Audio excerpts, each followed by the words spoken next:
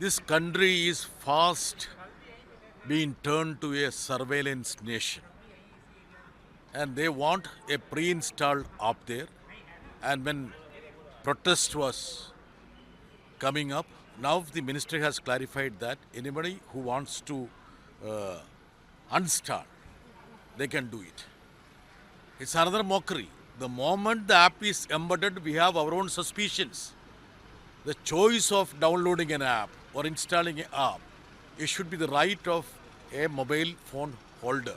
So we feel that this is invasion in the privacy of the citizens.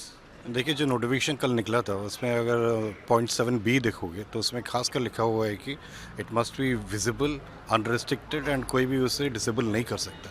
तो इसका क्या मतलब है? इधर ज्योतिरादित्य सिंधिया कुछ अलग बात कर रहे हैं, नोटिफिकेशन कुछ अलग बात है। ये ऐप लाने की ज़रूरत ही क्या है? पेगासस ऐप पहले था, अब ये ऐप ला के हर यूज़र के पास ये स्पाईवेयर जैसे ही है। ये ट्रैक करना चाहते हैं, मोमेंट्स को ट्रैक करना चाहते हैं। हमें इस सरकार की नीयत पे शक है, इसलिए हम ये आपत्ति करते हैं। ये मैंडेटरी नहीं होना चाहिए। जो इंस्टॉल करना चाहिए आज के डेट में भी वो प्ले स्टोर में जाके, एंड्रॉयड ऐप में जाके अपना डाउनलोड करके इंस्टॉल कर सकता है। उनको ये ऐप के बारे में सबको सूचित करना चाहिए कि ऐसा कोई ऐप है, साइबर सिक्योरिटी से बचना है तो आप ऐप यूज़ कर सकते हो। लेकिन फोर्सफुली हर एक ऑपरेटर को बोलेंगे कि ये ऐप सब पे इंस्टॉल हो। एंड 7b देखिए खासकर उसमें जो लिखा हुआ है, तो ये मुझे लगता है कि सरकार कुछ और चाहती थी, बट जो कि हम लोग अपोज कर रहे हैं, इसलिए बैकफुट पे है सरकार। देखिए, ये एकदम से नई चीज़ लाई गई है। इसके बारे में किसी को जानकारी नहीं थी, कोई पब्लिक डिस्कशन नहीं था, कोई डिस्कोर्स नहीं था। अगर आप किसी की प्राइवेसी को इन्वेट करना चाहते हो तो आपको जनता को कॉन्फिडेंस भी तो लेना पड़ेगा। मोबाइल यूजर्स कोई चैटल थोड़ी है कि आप उनको धक्का दे दोगे, जैसा चाहोगे वैसा होगा। मोबाइल इज माई होम, ये सुप्रीम कोर्ट के सामने मैंने बोला था जिस दिन मैं बैंक्स के अगेंस्ट गया था 2005 में, कि मोबाइल इज माई होम, इसमें किसी को इन्वेट करने की इजाज़त नहीं है। And that is how the do not call registry का जन्म हुआ था उस वक्त। तो हम लोग इन बातों को गहराई से अध्ययन करेंगे। प्रिवेसी का भी इशू है, इसमें देखेंगे कि ये सिक्योरिटी तक सीमित है कि प्रिवेसी को भी इन्वेट करता है। संचार शास्त्री का बिल्कुल है कि लोगों के मन में भय, आशंका, डर सब कुछ है कि अगर ये इस तरह से चला तो लोगों के डेटा उनके पास चले जाएंगे, उनके फ़ोन टैप हो जाएंगे, उनकी बातचीत सरकार जो है सुनेगी। इन सब डर की वजह से सरकार इसको लेके जो है अगर कड़ा रुख अपनाती है तो जनता में चिंता स्वाभाविक है। तम सबकी मांग है कि सरकार पूरा स्पष्टीकरण दे कि कैसे होगा, क्या होगा, टेक्निकल रूप से बताए कि कैसे जो है इसमें गड़बड़ियाँ नहीं होंगी, तभी लोग इसको लेंगे। हाँ तो ठीक है, क्लैरिफाई कर दिए तो हमें इसमें जो फाइन प्रिंट है मैं पढ़ के समझूं। ठीक है, मंत्री जी ने दिया है, मगर पहले हम देखें कि असली मुद्दा क्या बचा है और क्या नहीं दिया गया या गलत तरीके से काट दिया गया। एक का मतलब एक नहीं, छोड़िए कोर्ट को। क्या आपके सामने किसी वोटर ने कहा 1 किलो लेके आए थे वो भी नकली निकला? तो हर बार ये, अरे कभी तो हार से सबक लो।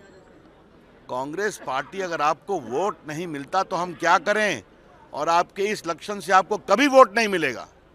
संसद का आप समय बर्बाद करते हैं। 2 दिन हो गया और इतनी बड़ी हार के बाद तो कुछ तो आंख में पानी होना चाहिए ना। बिहार ने आपका सफाया कर दिया, फिर भी आप खड़े हैं, अड़े हैं। तो मतलब क्या देश आपको इसका पूरा जवाब देगा, इतना ही मैं कहना चाहता हूँ। देखिए, अब सरकार की ओर से बात कही जाएगी, लेकिन मेरा एक टेलीकॉम की थोड़ी समझदारी रखने के कारण एक बात पूछना है।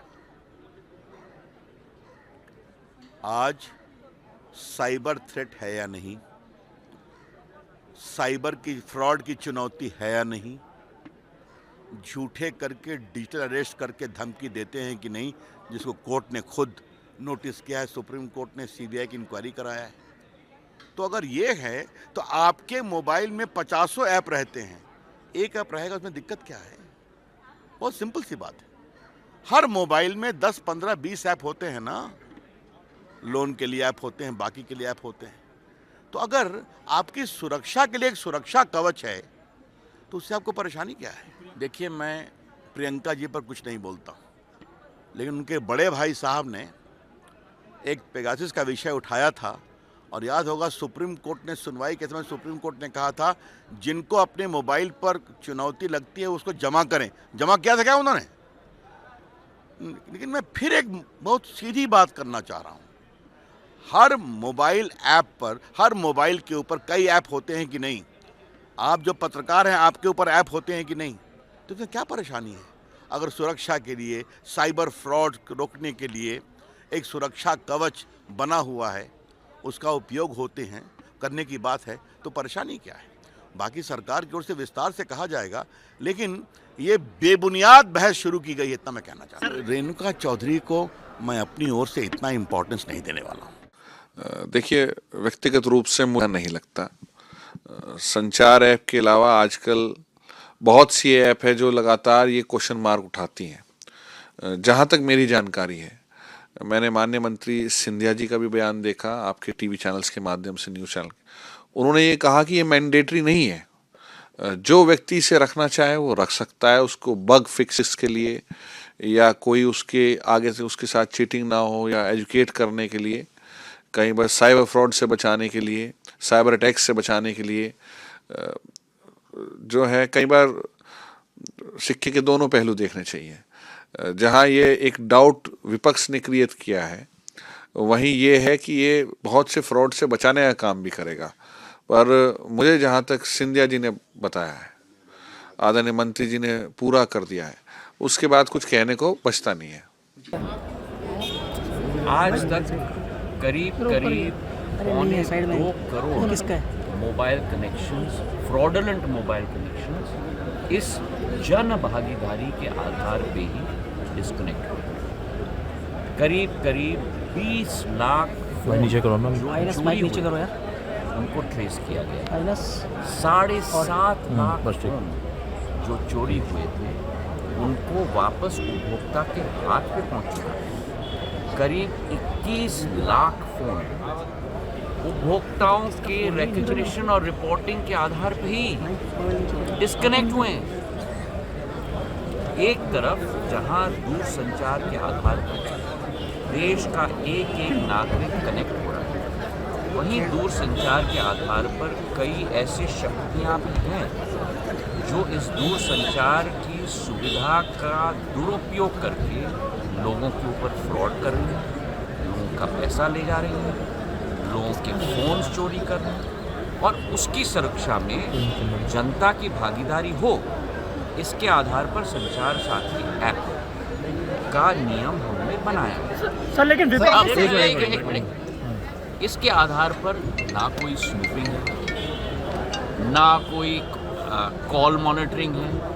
अगर आप चाहते हो तो इसको आप एक्टिवेट करो, अगर आप नहीं चाहते तो इसे एक्टिवेट मत करो, ऑप्शनल हो। सुनिए ना, अगर आप इसको अपने फ़ोन पे रखना चाहते हो तो रखो, अगर आप इसको डिलीट करना चाहते हो तो डिलीट करो। जिस तरीके से, उदाहरण के तौर पर आपके फ़ोन पे जब आप फ़ोन खरीदते हो तो उस पर कई ऐप्स आ जाती हैं, जैसे गूगल मैप्स भी आ जाता है। अब आपको गूगल मैप इस्तेमाल नहीं करना है तो आप डिलीट कर लो, अगर आपको संचार साथी इस्तेमाल नहीं करना है तो डिलीट कर दो। इसका मतलब ये ऑप्शनल है सर? ऑब्वियसली डिलीट कर सकते हो आप, कोई प्रॉब्लम नहीं है। लेकिन ये क्लैरिफिकेशन अभी तक एक मिनट, वही तो हर भ्रम data protection, this is used, customer protection की बात है और हर भ्रम को मैं तोड़ने की कोशिश कर रहा हूँ। आपको डिलीट करना है तो आप डिलीट कर दोगे, आप कोई मैंडेटरी नहीं है। आप अगर रजिस्टर नहीं करना चाहते, मतलब कि उदाहरण के तौर पे इस ऐप का उपयोग नहीं करना चाहते तो रजिस्टर मत करो।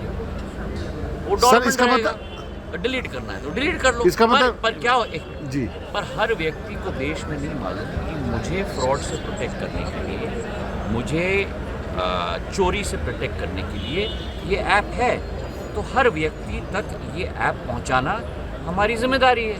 अगर आपको डिलीट करना है तो डिलीट कर दो, नहीं इस्तेमाल करना है तो रजिस्टर मत करो। जब आप रजिस्टर करोगे तभी तो एक्टिव होगा, रजिस्टर नहीं करोगे तो इनएक्टिव होगा। इसका मतलब संचार साथी ऐप हम डिलीट कर सकते हैं अपने फोन में, यदि हम नहीं रखना चाहते डिलीट कर सकते हो आप। ऑप्शनल इनबिल्ट ऑप्शन है, उसे आप डिलीट कर सकते हैं। आप उसको जिस तरीके से अपने फ़ोन पे दूसरे ऐप को दबाओगे और कहोगे डिलीट, वैसे इसको भी दबा सकते हो और कह सकते हो डिलीट।